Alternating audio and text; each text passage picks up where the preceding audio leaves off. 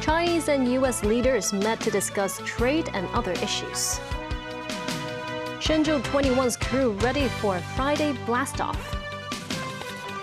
And Hurricane Melissa leaves a trail of destruction in the Caribbean.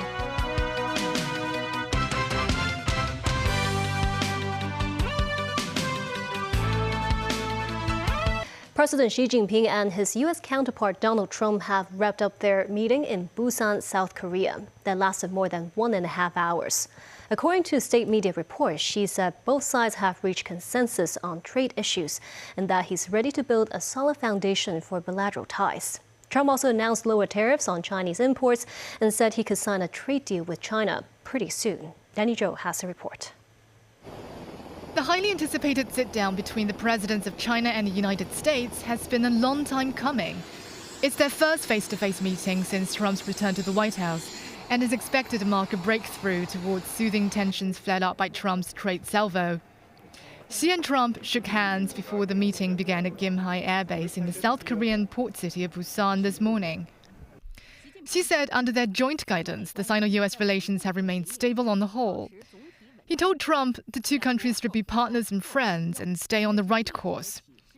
Xi also mentioned the good momentum in his country's economic development and said Beijing has the confidence and capacity to navigate all kinds of risks and challenges. He helmed business relationship as the anchor and driving force for their relations, adding that dialogue is better than confrontation. It's a great honor to be with a friend of mine, really for a long time now, if you think about it. The very, very distinguished and respected president of China. And we will be having some discussions. I think we've already agreed to a lot of things, and we'll agree to some more right now. But President Xi is a great leader of a great country, and I think we're going to have a fantastic relationship for a long period of time. Trump said afterwards that the U.S. would reduce fentanyl-related tariffs implemented earlier this year from 20% to 10%, bringing the total tariff rate on China from 57% to 47%. He claimed that China would end restrictions on rare earth exports and resume purchases of American soybeans, though it has not been confirmed by Beijing. Trump also said that he would go to China in April next year, and Xi would come to the U.S. sometime after that. The meeting took place on the sidelines of this year's APEC summit in Gyeongju. President Xi will stay in South Korea until Saturday to attend the leaders' meeting and also paying a state visit to the country. Danny Zhou, TVB News. On the heels of the Busan meeting between Xi and Trump, China's Ministry of Commerce unveiled outcomes of the trade talks in Kuala Lumpur, Malaysia between Chinese and U.S. delegations last weekend. They encompass details of various tariff suspensions for 1 year. The trade consensus made includes the cancellation of the 10% fentanyl tariffs slapped by the U.S. and the suspension of the 24% reciprocal tariffs levied on Chinese goods for an additional year. That encompasses goods from Hong Kong and Macau. Beijing, meanwhile, will suspend rare earth-related export controls implemented on October 9th for 1 year. The U.S. will suspend the implementation of measures under a Section 301 investigation targeting China's maritime, logistics, and shipbuilding industries for 1 year. In response, China will suspend its countermeasures against the U.S. for 1 year once the U.S. suspension takes effect. Washington was said to have made positive commitments in areas such as investment, while China says it will properly resolve TikTok-related issues with the U.S. On his social media page, Trump says China has agreed to purchase U.S. fuel and soybean, while noting that his meeting with Xi did not touch on the Taiwan issue. Some academics believe China-U.S. meeting signals short-term trade thaw, but risks remain as both sides still diverge on core interests. While Xi and Trump made progress in areas including soybean purchases, rare earths, and tariffs, some scholars believe lasting improvement in ties is unlikely. Lao Xiukai, the consultant of the Chinese Association of Hong Kong and Macau Studies, says China's rare earth control is a powerful lever, impacting U.S. manufacturing and defense industries. This forces Washington to seek solutions with China. However, the long-term outlook remains gloomy. Lau says the U.S. will not export cutting-edge technology, especially semiconductor manufacturing and design, while China will not make major concessions on rare earths. With the measures announced this time lasting only 1 year before review, their rivalry is likely here to stay, Lau says. Willie Mack from Baptist University, meanwhile, says as Washington drops levies on Chinese goods, China could pick up growth momentum. He believes Hong Kong's logistics sector will benefit as cross-border trade recovers, though growth might not return to 2018 levels. Apart from the meeting with Trump, President Xi Jinping is also in South Korea for a state visit, as well as attending the APEC leaders' informal meeting. President Xi arrived in the morning in South Korea's Busan, kicking off his first state visit to South Korea in 11 years. He was greeted with a 21-gun salute. Reports indicate that during Xi's trip, he will hold his first meeting with South Korean President Lee Jae-myung. A meeting with top Korean business executives from the fields including semiconductors, batteries, and electric vehicles is also said to be in the works. It is further reported that China and Japan are coordinating for Xi to meet Japanese Prime Minister Tsuneo Takaichi for the first time. Chief Executive John Lee also began his official itinerary in his visit to South Korea today. This morning, John Lee received President Xi Jinping, who is also attending the APEC Economic Leaders meeting in Busan. Lee also met with Hong Kong people and business representatives based in South Korea, urging them to leverage their strengths to tell a good Hong Kong story. Lee also exchanged views with China's representative to the APEC Business Advisory Council in Gyeongju on issues including the promotion of Hong Kong's advantages. Hurricane Melissa barreled through the northern Caribbean on Wednesday after thrashing Cuba's second biggest city, isolating hundreds of rural communities. This after the Category 5 storm unleashed devastation in Jamaica and drenched Haiti, where at least 25 people were killed, 10 of whom were children. Residents in the Bahamas and nearby Turks and Caicos are hunkering down, preparing for hurricane conditions expected Thursday. Tracy Furness has more. A man wading waist-deep through the floodwaters in Cuba, dragging his drowned goat on a board. This man pushing a mattress through the water, keeping his few possessions on it dry. The flooding is the aftermath of Hurricane Melissa, which tore through Cuba Wednesday. This man saying, "It took away my roof." Some people's homes were completely destroyed. Authorities reported damage including collapsed houses, blocked mountain roads and blown-off roofs. UNICEF announcing on social media it was delivering 1,900 roofing sheets, 5,000 square meters of waterproof sheeting, recreation kits for 20,000 children and school supplies. In Haiti, at least 25 people were killed in the storm, 10 were children, and many people are still missing. The vast majority of those killed or missing were in the southern coastal town of Petit Goâve, where the storm destroyed 80 homes and damaged more than 160 others. Early Wednesday, a river above the town overflowed, pouring water, mud and debris over some of the houses. This man said his 4 children, who were at home at the time, were killed, the youngest only 1 month old. An extended gang conflict in Haiti has impoverished the country, with over 1.3 million people displaced, living in makeshift camps. Many here saying the flooding made it hard to sit or sleep, and the government and aid groups were slow to bring food. In Jamaica, AccuWeather estimated Melissa could cost billions of dollars in damages and economic loss, and that rebuilding could take a decade or more.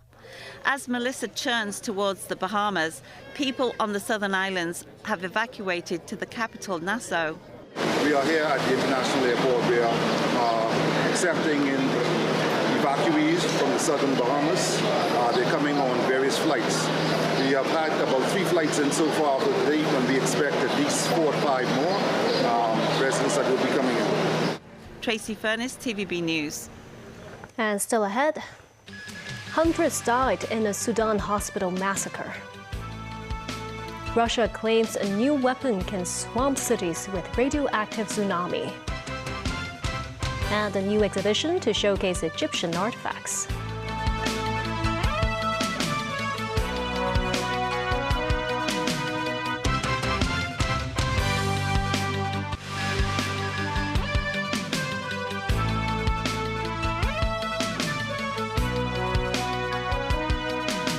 Welcome back. Sudan's paramilitary forces killed hundreds of people, including patients in a hospital, after they seized El Fasher city in the western Darfur region over the weekend. According to the United Nations, displaced residents and aid workers described indiscriminate killings and rape by Rapid Support Forces soldiers looking to take over the country. The World Health Organization said 460 patients and companions were killed at Saudi Maternity Hospital in El Fasher. The RSF leader said an investigation has been launched. Nasri Karim with more. Aerial photographs of the Saudi Maternity Hospital in El Fasher, Sudan, hide the reported horrors that took place on the ground. Footage shared by the governor of Darfur, Mini Minawi, allegedly shows bodies lying on the floor in pools of blood. A fighter fires a single shot from a Kalashnikov-style rifle into a lone man sitting up, who then slumps to the floor. Other bodies could be seen outside, though the Associated Press say it could not independently verify the date, location or conditions under which the video was recorded. UNICEF representative Sheldon Yett inside Sudan describes a massive humanitarian crisis in El Fasher. The situation is horrific. Here we have a city that had been under siege for over 600 days. No food could get in, no medicine could get in. None of the basics of that communities that children need could get in. And now these same residents are subject to the most horrific violence, most acute violence. So it is absolutely horrific. Protesters gathered in front of Downing Street in London to show solidarity with Sudanese, the conflict having cost some 40,000 lives so far. They are calling for a boycott of the United Arab Emirates, who they accuse of backing the RSF. The UAE has denied the allegations. Tedros Adhanom Ghebreyesus, Director General of the World Health Organization, said he was appalled and deeply shocked by the reports. The Sudan Doctors Network, a medical group tracking the war, said RSF fighters cold-bloodedly killed everyone they found inside the Saudi hospital, including patients, their companions, and anyone else present in the wards. Russian President Vladimir Putin has said his country has successfully tested a Poseidon nuclear-powered super torpedo. Military analysts say the torpedo is capable of devastating coastal regions by triggering vast radioactive ocean swells. This as President Donald Trump has ordered the U.S. military to immediately resume testing nuclear weapons for the first time in 33 years. Tracy Furness reports. Trump made the surprise announcement on Truth Social while he was flying to meet President Xi Jinping for trade negotiations in Busan, South Korea. Trump said he was instructing the Pentagon to test the U.S. nuclear arsenal on an equal basis with other nuclear powers.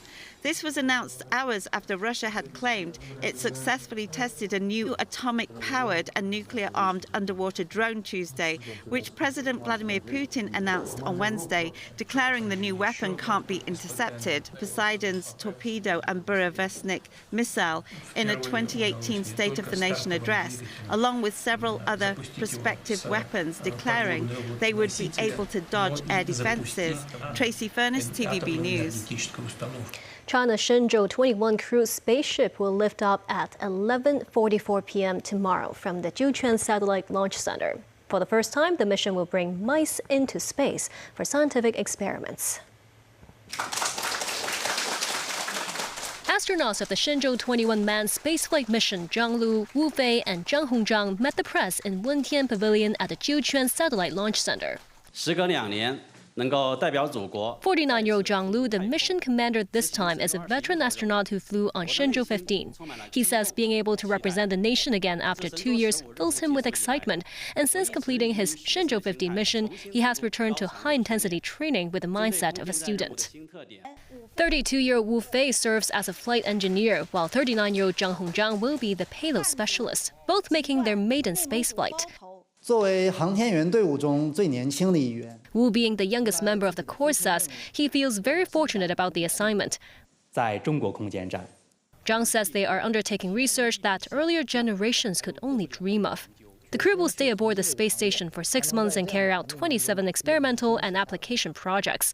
They include the first in-orbit experiment involving rodents, sending 4 mice into space for breeding and research, as well as spacewalk. Zhang Jingbo, spokesperson of the China Manned Space Agency, says the crew will also carry out extravehicular activities and cargo transfers, as well as installing space debris protection equipment. On China's crewed lunar program, the agency says preparations are progressing smoothly, with hopes of achieving a manned lunar landing by 2030. The China Manned Space Agency also reveals that the 2 astronauts recruited from Hong Kong and Macau are about to begin enhanced training for future spaceflight missions.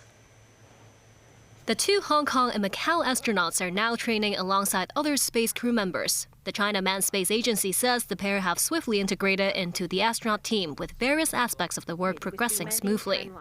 目前 Zhang Jingbo, spokesperson for the space agency, says they have completed their studies in space-related theory, foundational training and physical fitness, as well as psychology and adaptation to the space environment as scheduled, adding that they are now undertaking specialized spaceflight training. The duo have also completed more challenging training tasks, such as desert survival and launch site emergency evacuation. Future training will focus on mission-specific tasks to ensure they meet spaceflight requirements. Public hospitals in Hong Kong will charge new fees starting from the beginning of next year. Eligible residents can apply for a fee waiver from next Monday. Samantha Lee with more. Significant changes to the public healthcare fees are on the way. The good news is that the government will relax the eligibility criteria for fee reduction or waiver. Under the new system, the monthly income limit for full fee waiver will be relaxed from 50 to 75% of the city's median income. For partial waiver, the limit will be increased from 150% of the median and 100% for family with 2 or more people. One-person households can qualify for a full waiver with a maximum income of $7,575, while those with an income up to $15,150 can receive a partial reduction. Say if they want to see a doctor from a general outpatient clinic, they only have to pay $100 and start off the standard fee of $150.